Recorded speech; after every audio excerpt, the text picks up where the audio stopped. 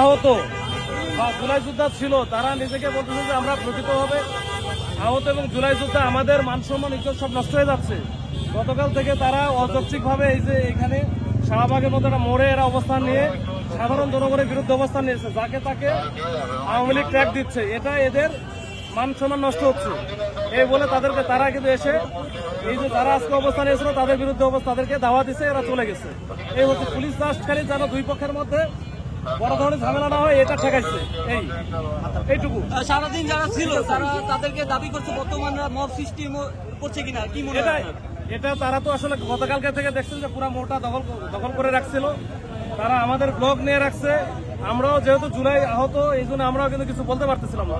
আজকে যারা আসছে তারা বিভিন্ন হাসপাতালে এখনো ভর্তি আছে, তারা বলতেছে আমরা জুলাই আহত, আমাদের বুকে গুলি লাগছে, আমাদের পায়ে পা নাই, হাত নাই, তাহলে এরা কারা? পরে ওরা যখন শুরু করছে আমরা চাইছিলাম যে দুই পক্ষের মধ্যে যেন হতাহত না হয়, সংঘর্ষ না হয়, এইটাই। ঠিক আছে দর্শক, অবশেষে কিন্তু সেই শাহবাগ 36 ঘন্টা পর সেই শাহবাগ অবরোধ কর্মসূচি থেকে অবরুদ্ধ থেকে আবারও মুক্তি পেল। অর্থাৎ যারা প্রকৃত জুলাই যোদ্ধা তারা এসে যারা ভুয়া জুলাই যোদ্ধা ছিলেন তাদেরকে এখান থেকে সরিয়ে দিলেন এবং অবশেষে কিন্তু গাড়ি ঘোড়া চলাচল স্বাভাবিক হয়েছে।